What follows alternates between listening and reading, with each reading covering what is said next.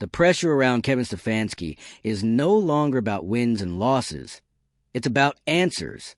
As the media frenzy grows louder by the day, his refusal to give a straight response on Shedeur Sanders has only made things worse. Each press conference feels more like damage control than leadership. Reporters ask about Sanders' readiness, his development, his place in the depth chart, and every time, Stefanski offers the same vague script. We're seeing progress. He's learning. We're evaluating. But behind those rehearsed lines, there's no plan, no direction, no transparency. The longer Stefanski avoids clarity, the more it looks like avoidance isn't just strategy, it's policy. If you're into the real story and all the messy twists they don't show on highlight reels, go ahead and subscribe. And if you're sticking around to see how this Browns QB chaos plays out, you should definitely be subscribed. Shedeur remains buried on the bench as the Browns cling to aging veterans and undefined futures, while the team's young, highly marketable quarterback continues to be treated like a non-factor. It's not just the media that's losing patience. Inside the NFL community, Sanders' status has become a point of national debate. Other franchises are watching. Trade rumors are heating up. The idea that a quarterback with this much potential, with the pedigree and poise that Shedeur brings, is stuck at QB3 with no real path forward is starting to look less like a developmental plan, and more like a deliberate stall. Stefanski's indecision is now the story, and that story is starting to spiral. The Browns aren't just dealing with quarterback question. They're dealing with a branding crisis, a talent management dilemma, and a growing divide between how they talk about development and how they execute it. Meanwhile, the reality on the field is hard to ignore. Joe Flacco remains under center, showing flashes of experience but little sustainability. Dillon Gabriel, another young option, remains inactive, and Sanders, a quarterback with perhaps the most upside on the roster, is trapped in limbo. Not because he's failed, but because no one in Cleveland's leadership seems ready to embrace the risk of playing him. This isn't about protecting a rookie anymore. It's about an organization that fears volatility more than it values growth. The Browns have operated for years under a system that favors short-term stability over long-term development, and Stefanski is upholding that pattern at a moment when change might be the only way forward. Every non-answer adds fuel to speculation. Every delayed decision tightens the spotlight. And, eventually, avoiding the question becomes the answer.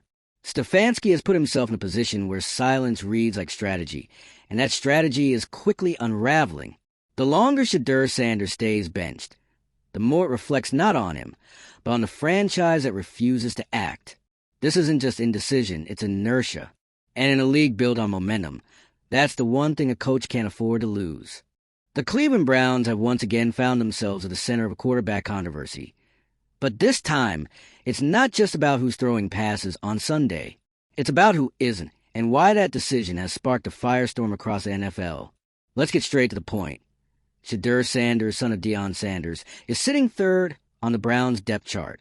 Third, behind a declining veteran in Joe Flacco and a completely shelved rookie in Dillon Gabriel. Shedeur has made it very clear. He's ready. He wants to lead. He believes he should be on that field. But head coach Kevin Stefanski, he's not having it. Stefanski has dismissed the quarterback debate with all the enthusiasm of someone filling out a parking ticket. At every press conference, he deflects, dances around the topic, and leans on the most frustrating buzzwords in the NFL dictionary: progress, development, long-term vision. But fans aren't hearing vision. They're hearing excuses. And frankly, they've heard it all before. Because this isn't just about one player. It's about a team that has chronically failed to develop quarterbacks. Year after year, the Browns flirt with potential only to settle for the comfort of mediocrity. And right now, Joe Flacco is the embodiment of that choice. He's slow. He's aging. And while he might not be actively losing games every week, he's certainly not the kind of quarterback who gives you a glimpse of a future worth building around. So what does Shedeur offer? Well, for one, he offers change. He brings upside energy and a name that draws attention whether Cleveland wants it or not. But more importantly, he brings a clear willingness to compete. He's not quietly accepting his place at the bottom of the depth chart. He's speaking up. And that confidence, borderline defiance, is making people nervous. especially Stefanski, because giving Shedeur a shot would mean breaking the mold. It would mean taking a risk in a league that punishes failure faster than it rewards innovation. And for an organization like Cleveland, haunted by decades of quarterback instability, that kind of gamble feels dangerous. But not doing anything, that's a different kind of risk. A quiet, creeping rut that's eaten away at this franchise for years. The Browns are so terrified of making the wrong decision. They're making no decision. And Shedeur is caught in the middle of it. And then there's Deion. Of course there's Deion. Deion Sanders has never been subtle. He's built an entire brand on swagger, presence, and high-profile success. So when his son is benched and the organization refuses to even entertain the conversation, you know he's not going to sit quietly in the background. Reports are already surfacing that Deion is preparing to advocate for his son. Some say he's ready to go full media blitz. Others claim he's working back channels, talking with league insiders, planting the seeds of a future trade. Whether it's loud or strategic, one thing is clear: Deion will get involved. And Cleveland? They're bracing for impact. The optics here are brutal. You have a young, confident quarterback with a household name sitting on the bench, while a 38-year-old veteran continues to start and underperform.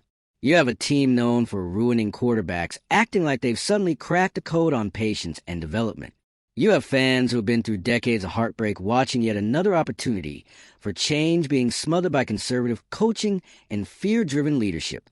It's dysfunction wrapped in denial, topped with vague press statements. And Shedeur's not the only casualty. Dillon Gabriel, another young quarterback with promise, has been completely sidelined in this mess. There's no rotation, no experimentation, just a flat line of decisions that scream, "Let's not rock the boat." As if the Browns haven't been drifting in circles for 20 years. Meanwhile, the league is watching.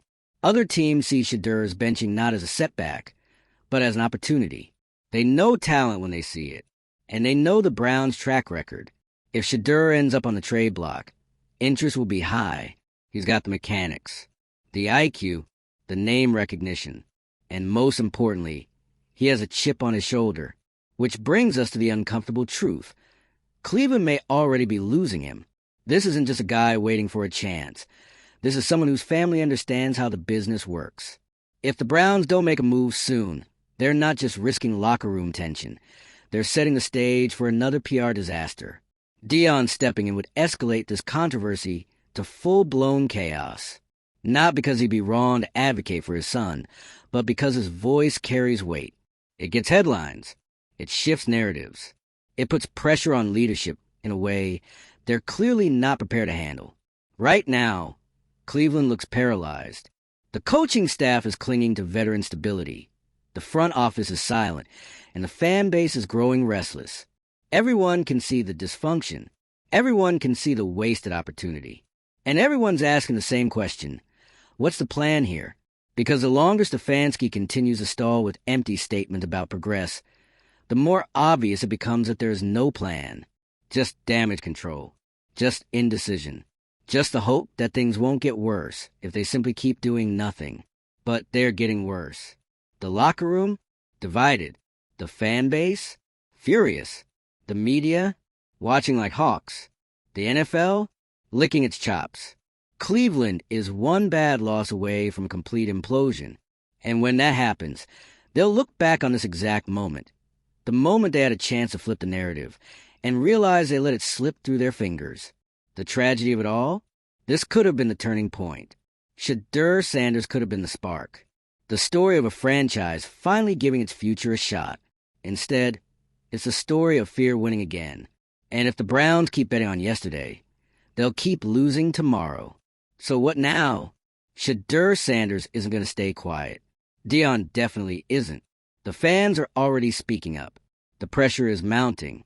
And the longer this drags out, the more it looks like Cleveland is about to fumble yet another quarterback. There's still time to course correct, but it's running out fast. And if this ends with Shedeur wearing another team's jersey, lighting it up on Sundays, and flashing that trademark Sanders grin in post-game interviews, Cleveland will have no one to blame but themselves. If you've got thoughts on this quarterback carousel, drop them in the comments. Should Stefanski bench Flacco? Is Shadur ready or are the Browns playing it smart? And how long before Dion makes this headline impossible to ignore? Hit that subscribe button for more drama, dysfunction, and football's finest flops. Because this saga, it's far from over. Kevin Stefanski's refusal to acknowledge Shadur Sanders' readiness isn't just frustrating, it's telling. Every time he trots out that same line, he's progressing. We like what we see in the building. You can feel the tension build, because that's not coach speak for we're almost there. That's damage control. It's a stalling tactic.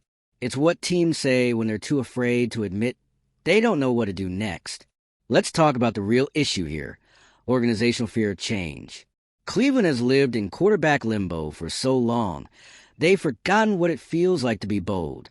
They've grown so addicted to the illusion of stability that even the idea of putting a rookie on the field feels like playing with fire. But what exactly are they protecting? Is Joe Flacco really the line in the sand? He's a placeholder, a name the league remembers from a past era, now hanging on by football IQ and muscle memory. No one's saying Flacco doesn't deserve respect for what he's accomplished. But we're not talking about 2013 Joe Flacco. We're talking about a 38-year-old quarterback whose arm is holding on by tape and prayer. He's not the future. He's not even the now. And yet, he's the one being trusted week after week to lead this team, while Shadur Sanders, arguably the most publicly vocal and confident third-string quarterback in the NFL, rots on the bench. Dylan Gabriel doesn't even register in press conferences anymore. He might as well be invisible. The Browns aren't just avoiding risk. They're avoiding accountability. Because the moment Shadur steps on that field, the excuses run out. The coaching staff can't hide behind. We're evaluating or he's not ready anymore. They'll have to own the result, good or bad. And that's the part they're not ready for. But here's the twist. Doing nothing is already costing them more than anything Shadur could do on the field. This controversy isn't dying down. It's getting louder. Every non-answer from Stefanski feeds it. Every week Flacco underperforms. It grows. Every time Shadur posts a quote, drops a cryptic comment, or simply exists with that signature Sanders confidence, it accelerates the spiral. And then there's Dion. The man doesn't even need to speak directly to be a factor. Just the possibility of Dion stepping in is enough to raise eyebrows and cause organizational anxiety. Everyone knows how this goes. Dion doesn't pull punches. He doesn't go quiet when he thinks his son is being mishandled. And the moment he decides to go public, Cleveland will lose control of this narrative entirely. And let's not act like this is some unpredictable twist. The Browns knew what they were signing up for when they took Shadur Sanders. They knew the spotlight would follow. They knew Dion wasn't going to play the passive parent in the background. So what did they expect? That Shadur would silently accept third-string purgatory? That Dion would just sit back and watch this circus unfold? Please, right now, this team is sitting in a self-made pressure cooker. You've got a coach who refuses to make a call, a young quarterback making noise, a Hall of Fame dad ready to light a fire, and a locker room filled with players who can see all of it unraveling in real time.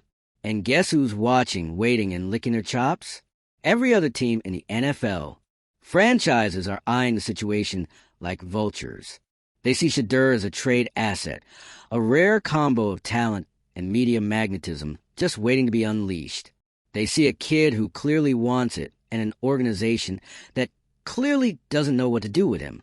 And if Cleveland isn't careful, they'll end up doing what they've done far too many times, letting talent walk out the door and watching it flourish somewhere else. Because say what you want about Shadur's confidence, his name, or even his readiness, he's not shy, he's not scared, and he's not going to settle for sitting behind a quarterback who's playing like he's running through molasses. Eventually, the question won't be when he starts. It'll be where. Let's pause here for a second and talk about Cleveland's quarterback legacy, or more accurately, the lack of one. From Tim Couch to Baker Mayfield to Johnny Manziel, to Deshaun Kaiser, to whoever else you want to add to the tombstone list. This franchise has fumbled the most important position in football like it's a tradition. Even when they strike gold, they find a way to let it rot or burn.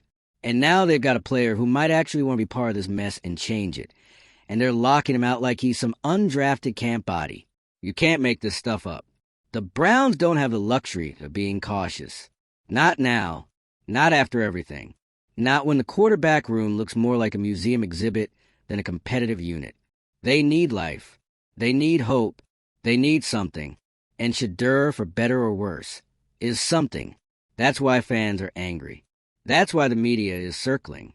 That's why Dion is preparing to get louder. Because this isn't just about one quarterback decision. It's about a franchise that keeps proving it has no idea how to build a future.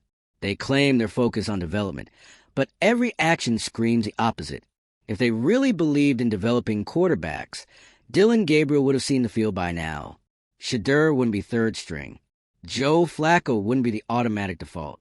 The Browns are addicted to what feels safe, even when it clearly isn't working. And so they find themselves here, again, on the edge of another self-inflicted implosion. With a talented rookie benched, a fan base exhausted, and the most media-savvy parent in football waiting for his cue. Tick, tock. It's not hard to see where this is headed.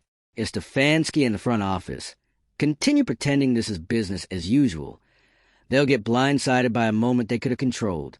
Because once Dion goes public, really public, it's over.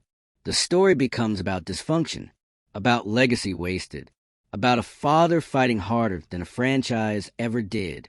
And by the time Cleveland decides to react, the damage will be done. Shadur's patience won't last forever. He's not going to sit and wait for some hypothetical perfect moment to prove himself. If the Browns won't open that door, someone else will. And when that happens, and Shadur gets a shot on another team, in another city, with another coach willing to take the risk, Cleveland will once again be left holding a clipboard and a pile of regrets. Because this story doesn't end in silence. It ends with someone making a move. The question is, will it be Stefanski or will it be Shadur? Will Cleveland finally break the cycle, or will they cement themselves once again as a team that almost had it? Because one day soon, the excuses will run out. The press conferences won't protect anyone. The fans will stop asking and start demanding. And the rest of the league, they'll start calling. That day is coming fast. And when it does, Cleveland better hope they still have something worth answering for. The Browns didn't have to make this a headline. They didn't have to create a national debate about a third-string quarterback. They didn't have to trigger Deion Sanders' inevitable involvement. But by doubling down on silence and sticking with an aging, underperforming starter, while ignoring the rising pressure around Shadur, they chose this outcome. It didn't have to be this way. Let's be clear, Shadur Sanders isn't just some developmental project. He's not a maybe next season guy. He's shown leadership drive and audacity, the kind of hunger that organizations claim they want in a young player. But when that hunger comes wrapped in bold statements, public pressure, and a famous last name, suddenly it's a distraction. Funny how that works. This isn't about entitlement. It's about a team refusing to evolve. Stefanski talks about growth, but there's no visible strategy here. There's no plan. Just buzzwords. What are they actually waiting for? Joe Flacco to turn back the clock? Dillon Gabriel to magically leapfrog the pecking order in silence? Or for Shadur to get frustrated enough that he asks for a trade and saves him the trouble? Because right now, the Browns' strategy looks less like development and more like slow-motion sabotage. And the rest of the league? They're not stupid. They see the standoff. They see Shadur getting buried on the depth chart while the Browns keep pushing the idea that development means not playing at all. Teams are watching, waiting for Cleveland to mess this up again. Because let's be honest, there's a pattern here. Quarterbacks with potential enter the building, get mismanaged, and leave as afterthoughts. It's happened before. It's happening again. Only this time, the stakes are way higher, because this isn't just about one young player. This is about a family name with national attention. This is about Dion. And when Dion decides it's time to escalate, it's over. No coach, no GM, and no PR department is ready for a full-speed Deion Sanders media campaign. He knows how to pull focus. He knows how to make headlines.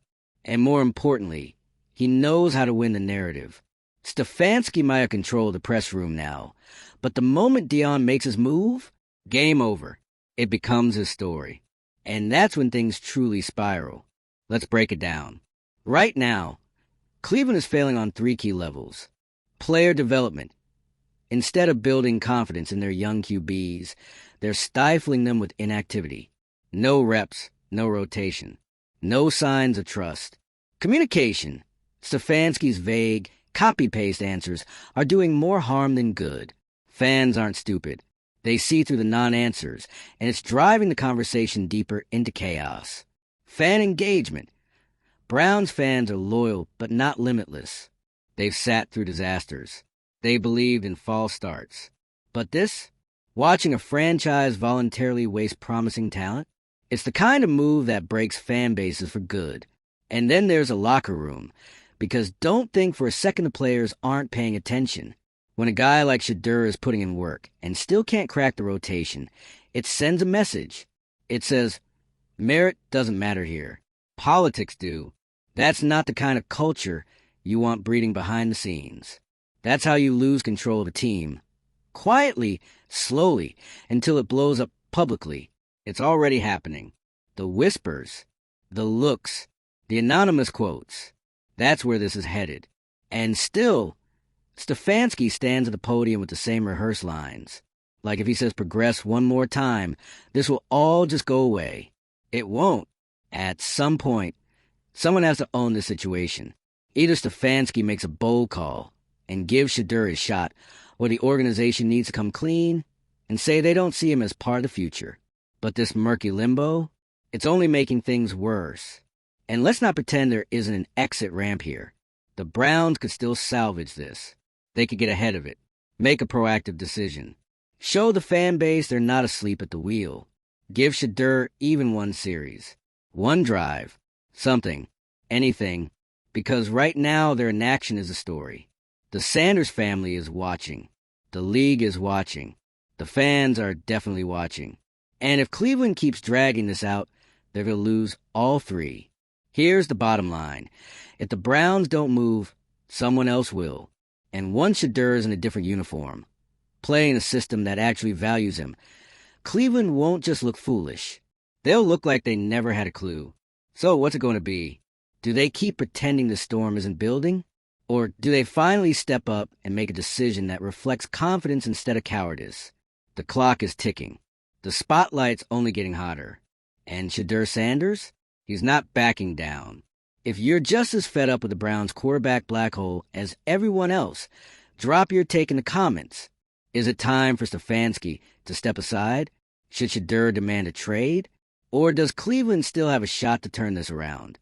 Tap that subscribe button if you want more behind-the-scenes drama, quarterback meltdowns, and NFL chaos with a side of hard truths. Because if the saga has taught us anything, it's that no one fumbles potential quite like the Cleveland Browns.